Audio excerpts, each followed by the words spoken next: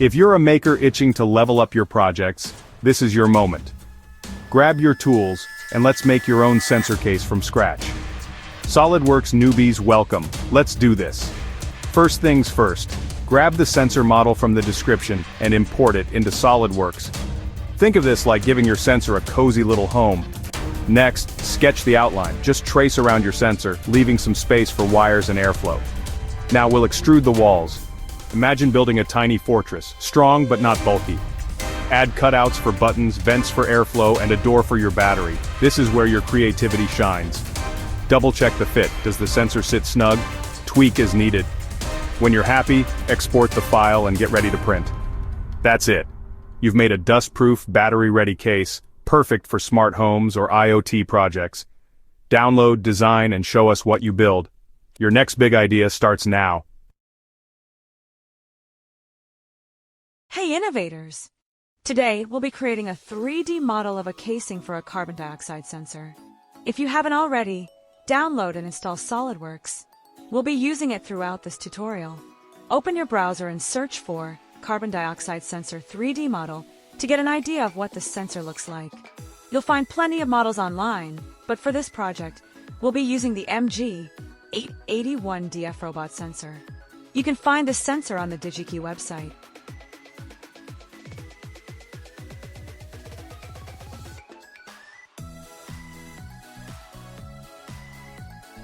Take a screenshot of the sensor for documentation purposes and download its 3D files.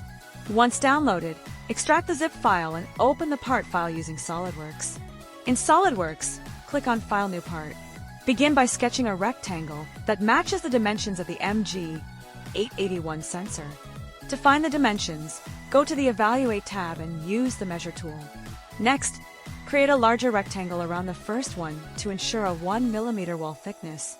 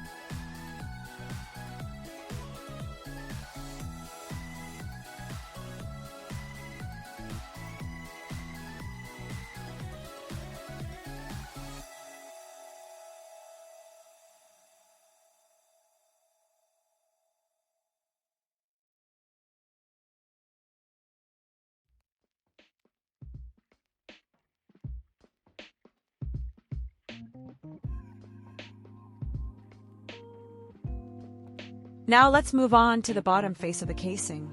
Create another rectangle sketch to serve as the base. Next, measure the mounting pads of the MG-811 sensor. We'll use these measurements to create mounting holes in the enclosure. Sketch the holes and give them appropriate clearances for screws or mounts. Use extrude cut to finish the holes. Save the file as bottom part of CO₂ sensor.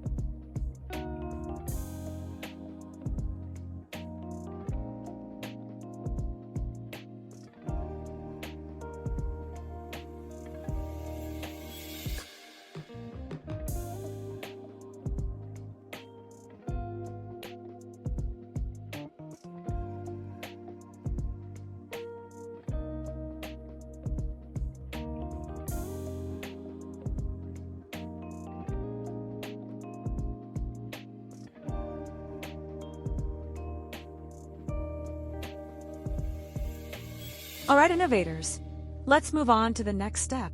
Now we'll create the top cover for the sensor casing. Go to File, then New, then Part in SolidWorks. Start by sketching a rectangle of 53 mm in length and 40 mm in breadth. Set the thickness to 1 mm. Note that a 1 mm thick casing is usually strong enough for most 3D printed enclosures, but feel free to adjust the thickness based on your application. We'll design a plug-in style fitting using the same 1 mm wall thickness.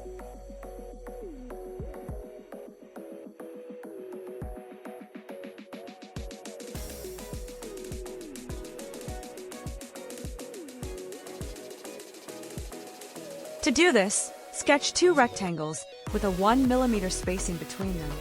Then, apply the Boss Extrude feature to form the plug-in edge.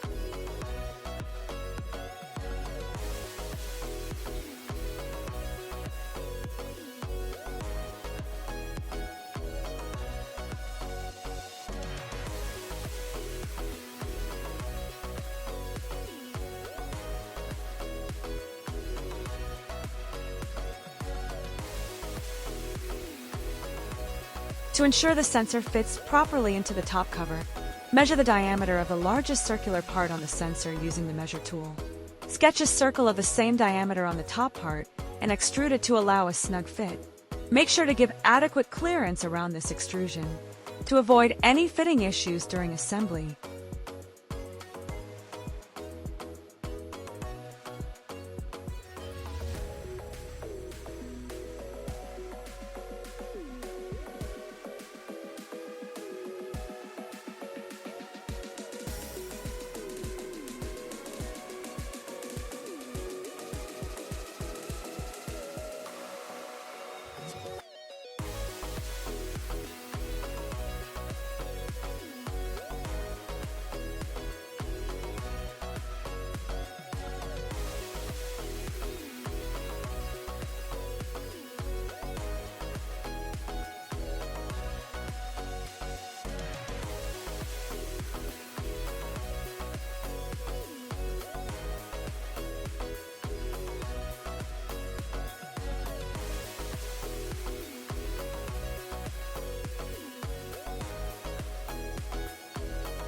Now sketch and extrude the space for plugging the GPIO pins into the enclosure.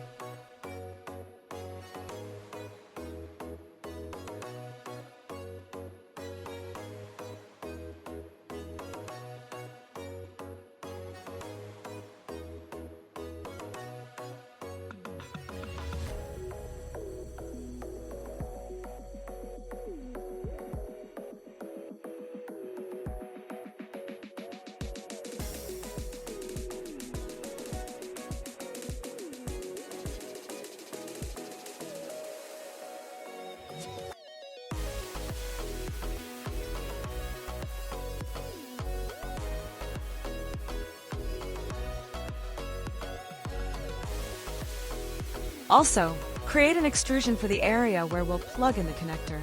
Use for signal transfer and powering the carbon dioxide sensor.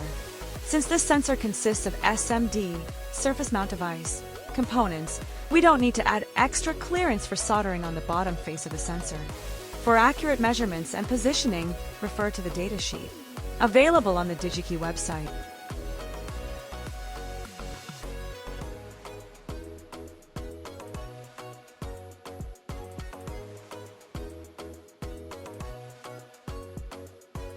Don't forget to subscribe and stay tuned. We'll be making more videos on sensor enclosures and other electronics projects. Let's take our design to the next level.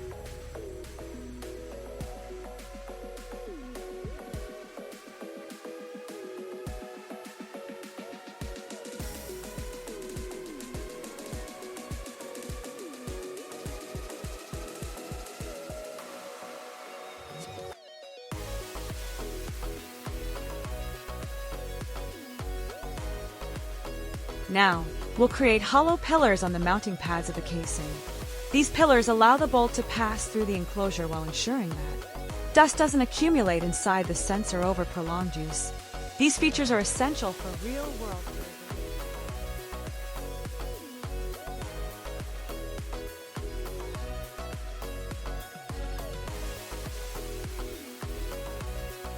Go to File, then New, then Assembly in SolidWorks. We're now going to assemble the top and bottom parts of the casing. Keep in mind to always create your part files separately before importing them into an assembly. Once imported, carefully check for any alignment issues between parts. Use the Section View tool for a clearer look inside the enclosure. Placing the sensor inside the assembly will also help you instantly identify any misalignments or clearance problems.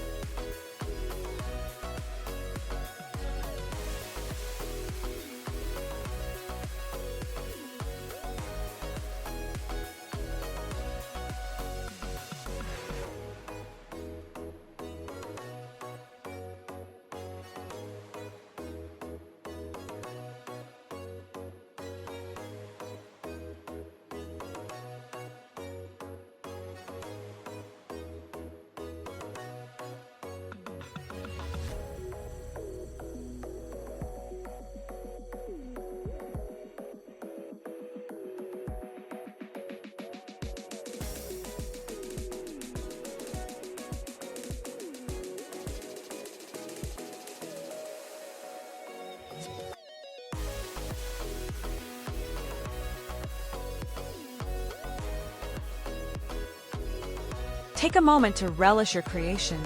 Let new, innovative ideas seep in. This mindset will help you design better parts every single time.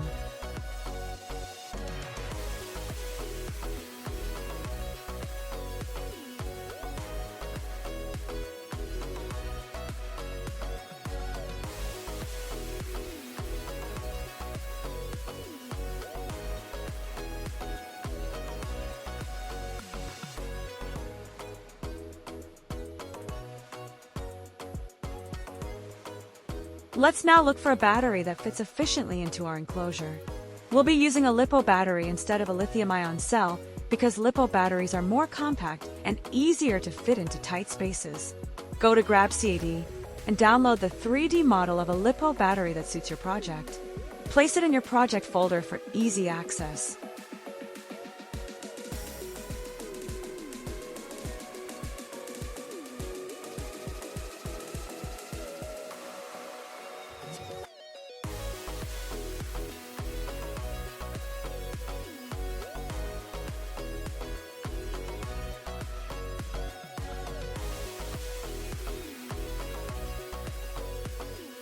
Before proceeding, check for the availability of a chosen battery in your country to avoid sourcing issues.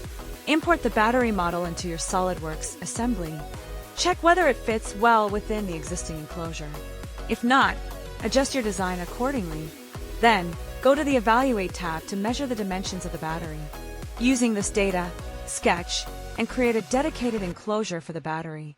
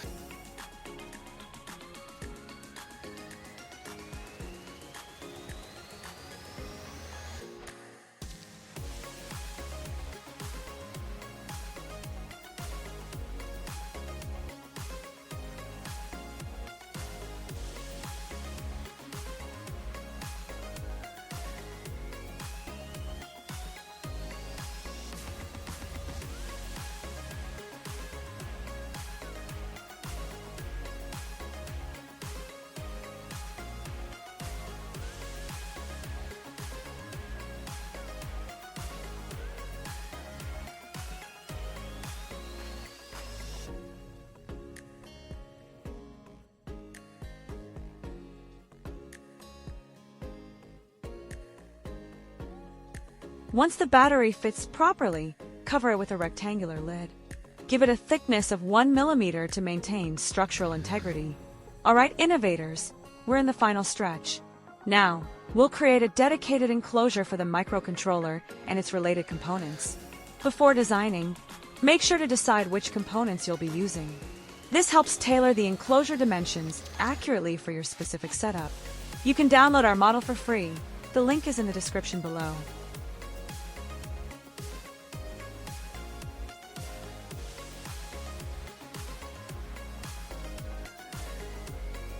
I recommend using either an Arduino Nano or an ESP32 Mini.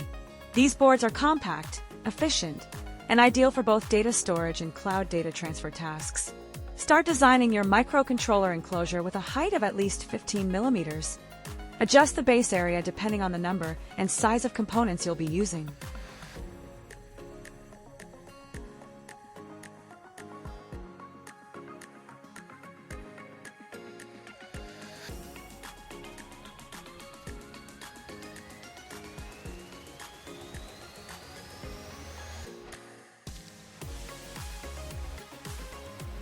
Let's try something new, a sliding cover. To do this, create ridges along the edges of the enclosure, allowing a slab-like cover to slide in and out smoothly.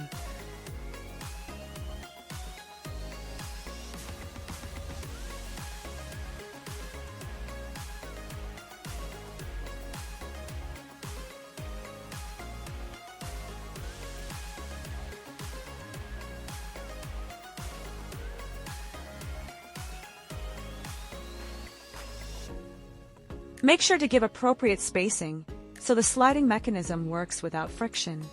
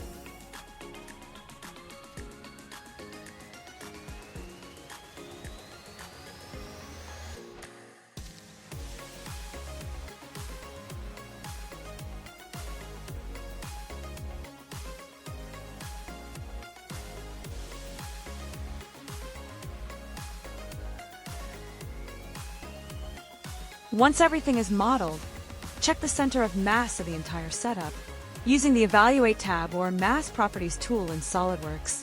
Then, design a custom stand that balances and supports the whole system reliably.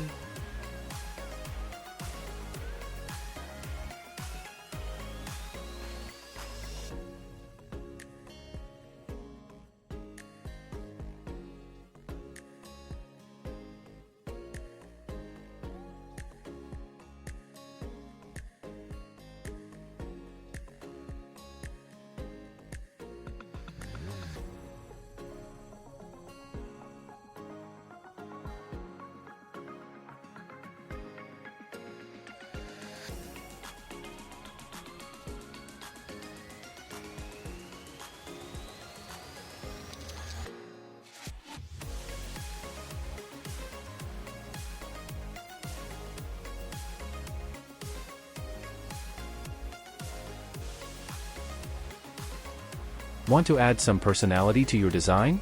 Check out our other videos where we show you how to add logos and branding directly onto your 3D models. Thanks for following along, innovators. Until next time, design smart, build smarter.